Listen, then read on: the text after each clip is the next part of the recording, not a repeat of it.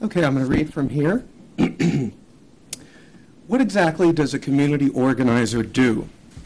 Barack Obama's rise to prominence has left many Americans asking themselves that question. Here's a big part of the answer. Community organizers intimidate banks into making high-risk loans to customers with poor credit. In the name of fairness to minorities, community organizers occupy private offices, chant inside bank lobbies, and confront executives at their homes, forcing financial institutions to direct hundreds of millions of dollars in mortgages to low-credit customers. In other words, community organizers help to undermine America's economy by pushing the banking system into a sinkhole of bad loans. And guess what? Barack Obama has spent years training and funding the organizers who do it. That's how I began a recent piece on Barack Obama's ties to the Association of Community Organizations for Reform Now, or ACORN. In that piece, I detailed Obama's extensive ties to ACORN. Obama trained ACORN leaders, consulted extensively with ACORN activists, and was instrumental in channeling funding to ACORN through his board positions at the Woods Fund and at the Chicago Annenberg Challenge. It's true that Obama was personally reluctant to engage in the confrontational brand of organizer politics known as direct action, although, as I've noted in a piece called Inside Obama's ACORN, we actually do have at least some evidence of Obama's personal participation in classic Alinskyite intimidation tactics. For the most part, however, Obama seems to have been part of the, quote, inside, end quote, strategy commonly found in groups of organizers, including ACORN, a strategy that often serves as a complement to more aggressive confrontational tactics. As a national figure with a political future from his days in law school, surely Obama would have been reluctant to personally tempt or disobey the law. Yet Obama was unquestionably aware of the sort of tactics commonly used by groups like ACORN. We know this because a 1995 Woods Fund report supervised by Obama acknowledges the reluctance of even liberal donors and foundations to support the work of community organizers due to their confrontational tactics. Yet knowing this, Obama clearly made every effort to raise money for these radical organizations, including ACORN. Now, if you really want to know what community organizers do, you don't have to take my word for it. Just get yourself a copy of a book published earlier this year called Organizing Urban America by Rutgers University political scientist Heidi Swartz. This is one of the first serious book-length scholarly studies of ACORN and the Gamaliel Foundation, the two groups of community organizers to which Barack Obama's ties are closest. Swartz is entirely sympathetic to these groups and considers herself to actually be an organizer. For her research, Swartz interviewed an impressive array of organizers, including Obama's ACORN mentor, Madeleine Talbot, and his Gamaliel mentor, Greg Galuzzo. Swartz conducted full-time field work with Gamaliel and ACORN organizers in several cities, and was granted access from everything to staff supervision sessions, to weekly staff meetings, to negotiations with bank officers, to massive demonstrations in the streets. So let me quickly summarize Swartz's own characterization of ACORN and the Gamaliel Foundation.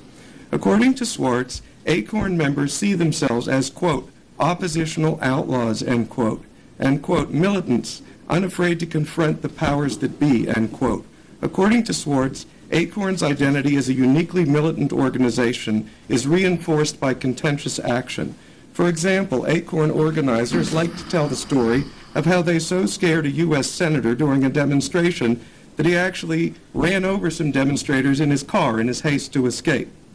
Lead ACORN organizers, according to Swartz, tend to see the organization as a solitary vanguard of genuine radicals and principled leftists, with an ideology focused on economic redistribution and tactics built around confrontational direct action.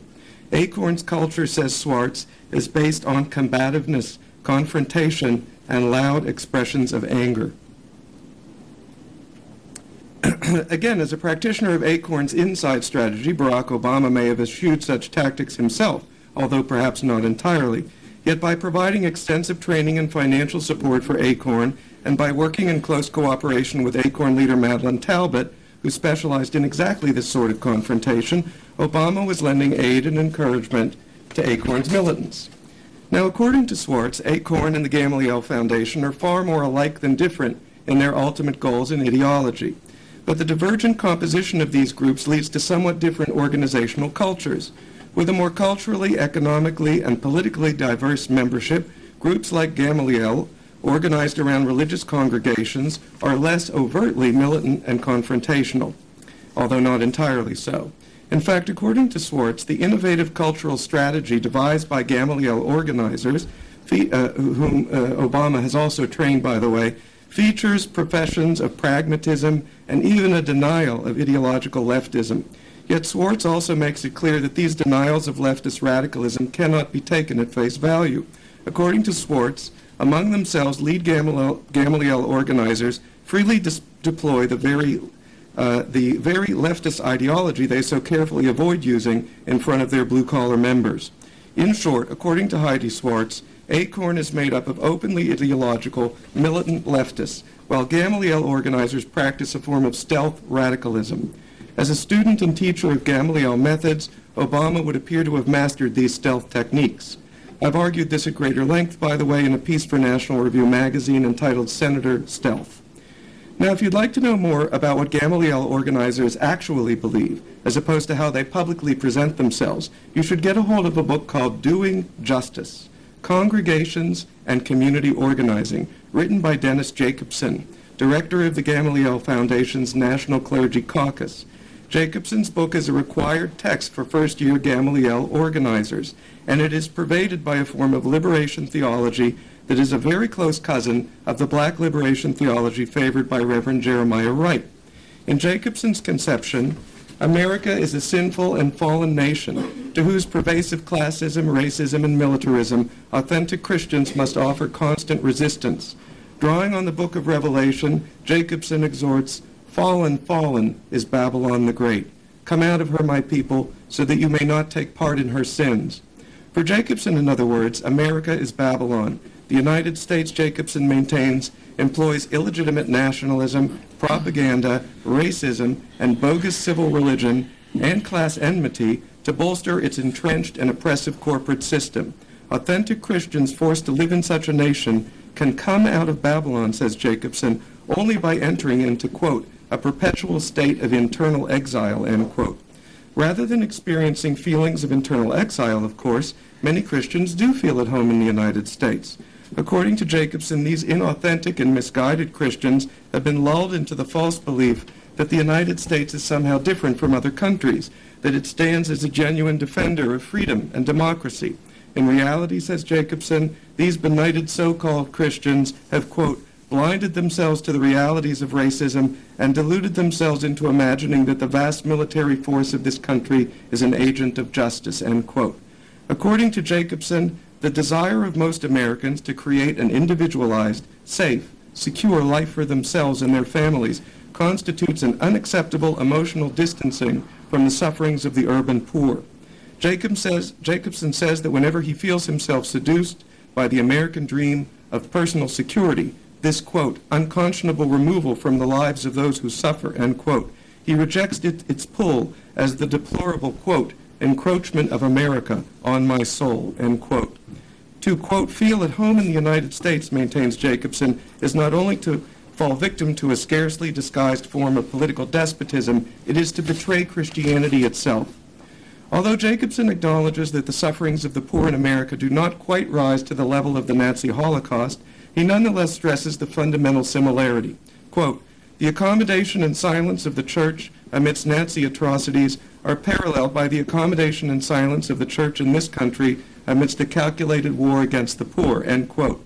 Present at the Pentagon, quote, to fast and vigil with a group of religious resistors against the madness of nuclear buildup and militarism generated in that place, end quote, Jacobson is horrified when he finally realizes that many in the American military actually think of themselves as Christians.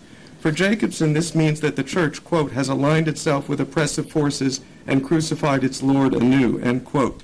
The solution, says Jacobson, is community organizing. Quote, metropolitan organizing offers a chance to end the warfare against the poor and to heal the divisions of class and race that separate this sick society, end quote. Quote, militant mass action fueled by righteous anger, end quote, maintains Jacobson, offers authentic community and therefore, quote, the possibility of fulfillment in a vacuous society, end quote. He concludes, quote, if the pain and human degradation all around us doesn't stir up within us sufficient anger to want to shake the foundations of this society, then it's probably best for us to go back to playing church, end quote. Other than the sense of community generated by militant struggle itself, what does Jacobson offer as the cure for America's ills? Jacobson is short on detail here, yet there are tantalizing hints. Jacobson invokes the communal property and absence of private ownership in the early church as a possible saving model. Despite his initial skepticism regarding such selflessness, says Jacobson, he has seen this sort of, quote, radical sharing of limited resources, end quote, on a trip to a poor African church in Tanzania. Unfortunately, says Jacobson, quote, the church in the United States lacks community.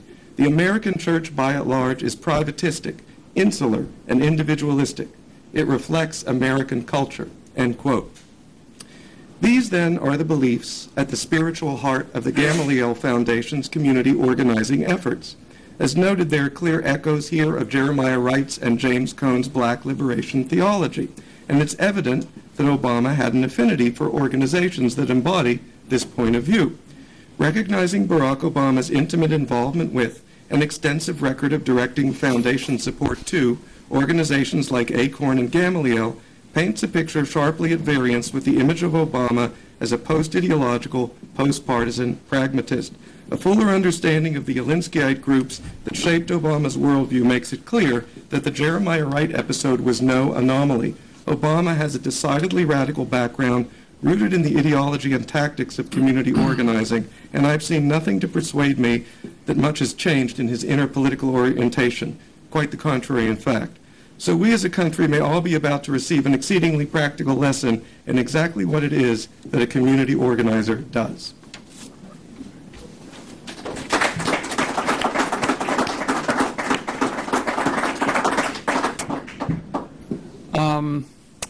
All right, I'm Byron York with the National Review, and I counted myself, I guess, among those who didn't know what community organizers do.